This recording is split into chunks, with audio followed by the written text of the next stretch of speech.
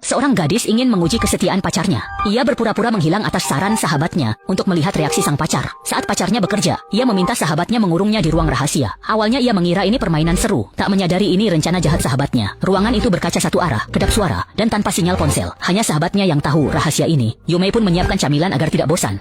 Saat menanti hasilnya, pacarnya pulang kerja, masuk kamar dan melihat video perpisahan Yumei. Pacarnya tampak kecewa, membuat Yumei puas karena tujuannya tercapai. Namun saat hendak keluar menenangkan pacarnya, ia dapati kunci dari temannya tak bisa membuka pintu. Meski mencoba berkali-kali, tetap gagal. Ketakutan, ia menelepon pacarnya, tapi ponselnya tak ada sinyal. Ia segera menggedor kaca untuk menarik perhatian pacarnya. Namun, ruang itu kedap suara sehingga pacarnya tidak sadar. Saat pacarnya hampir pergi, Yumei meraih kosmetik dan meski tangannya terluka kaca, pria itu tetap tak mendengar. Pacarnya malah tidur di kasur. Sadar berteriak sia-sia, Yumei berharap pada sahabatnya yang akan datang pagi nanti. Namun, ia tak tahu itu akan jadi pukulan berat. Demi bertahan, ia menemukan mie instan kedaluarsa, lalu menyikat jamur di atasnya.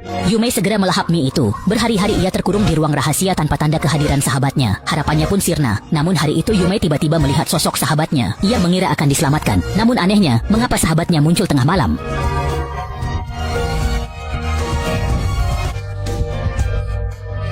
Apakah selama ini dia memikirkan wanita itu?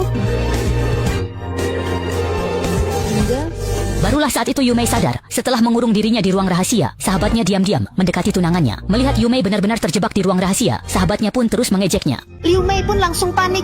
Tangannya memukul pipa air, tapi saat sahabatnya melihat air bergetar, ia tersenyum jahat lalu keluar. Yumei buru-buru ke cermin untuk melihat rencana sahabatnya. Namun, ia terkejut melihat sahabatnya bermesraan dengan pacarnya. Melihat mereka semakin intim, Yumei marah dan mengetuk kaca keras-keras. Tak disangka, ini rencana matang sahabatnya. Begitu terjadi, mustahil dihindari. Awalnya, Yumei hanya bisa memendam amarahnya. Lama-kelamaan Yumei mulai terbiasa.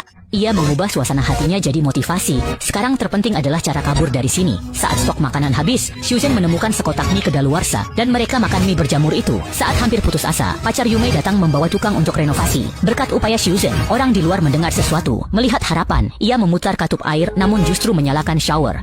Namun, itu membuat tukang reparasi kabur ketakutan. Ia pun gagal melarikan diri. Karena Shuzhen hilang berhari-hari, ibunya mengerahkan seluruh koneksinya, tapi nihil. Putus asa, ia akhirnya melapor polisi. Saat penyelidikan, polisi menggeledah rumah namun tak menemukan apapun. Hingga suatu hari, sang ibu menemukan petunjuk. Di video perpisahan putrinya, ia melihat tangan orang lain. Artinya, saat Shuzhen hilang, ada orang lain di lokasi. Namun saat pacarnya melihat foto itu, ia merinding. Ia ingat sahabat Shuzhen punya gelang yang sama. Untuk membuktikan dugaannya, sang pacar segera pergi ke rumah sahabat itu. Lalu diam-diam membuka ponsel miliknya saat ia lengah.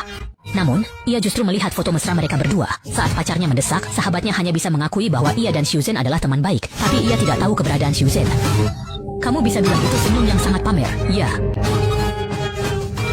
Tanpa bukti langsung, sang pacar tak bertanya lagi. Namun malam itu saat pulang, aliran air mendadak mati. Saat ia bingung, air mengalir lagi dengan aneh. Sebelum sempat bereaksi, air kembali terhenti. Ia memanggil nama Shuzhen dan seketika air mengalir lancar. Ia merinding melihat gerakan aneh di dalam bak air itu.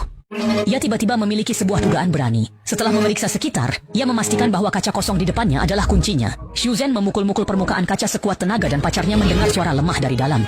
Ia yakin Shuzhen ada di sana. Ia mengambil vas untuk bertindak, namun ragu. Ia sadar jika Shuzhen melihatnya, berarti semua pertemuan rahasianya dengan sahabatnya telah dilihat jelas. Ia merinding. Polisi pun takkan tahu, jadi jika dibiarkan pun tak apa. Begitu pikiran ini muncul, ia semakin sulit mengendalikannya.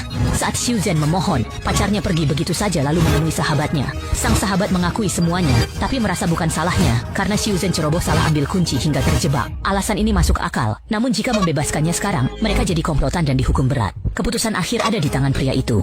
Dia pulang dan merenung, meminta maaf di depan cermin, namun akhirnya memilih sembunyikan kebenaran. Shuzhen menyaksikan ini dan putus asa. Mereka kira rahasia ini terkubur, tapi 2 bulan kemudian, pria itu menerima pesan minta tolong dari Shuzhen. Sahabatnya pun menerima pesan serupa. Keduanya panik, jika ponsel Shuzhen bersinyal, rahasia mereka akan terbongkar. Daripada begini, lebih baik bebaskan Shuzhen. Masih mending dibanding pembunuhan sengaja. Namun, saat keduanya masuk ruang rahasia, ruangannya berantakan dan berbau busuk menyengat. Melihat Shuzhen tak bergerak, mereka sangat ketakutan. Jika ada kematian, mereka takkan bisa lari dari tanggung jawab. Sahabatnya buru-buru memeriksa. Untung Shuzhen masih bernapas lemah, barulah mereka lega. Namun tiba-tiba,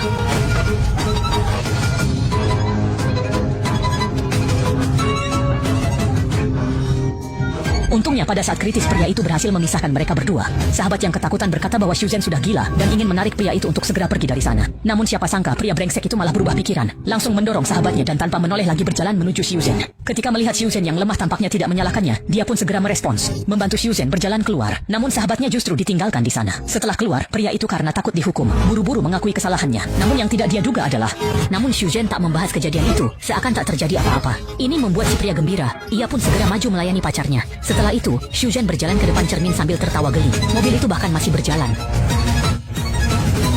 Tak berani mengganti. Shuzhen tampak linglung, mentalnya tak stabil. Sahabatnya menanti siksaan tanpa akhir. Ia tak menyangka pesan singkat itu dikirim ibu Shuzhen lewat akses admin ke semua orang demi mencari putrinya. Tak disangka, itu justru menyelamatkan nyawa Shuzhen. Akhirnya, sahabatnya dikurung di ruang rahasia, menjadi peliharaan penurut yang berdandan mencolok tiap hari menunggu tuannya. Sejak itu, ketiganya hidup bahagia tanpa malu.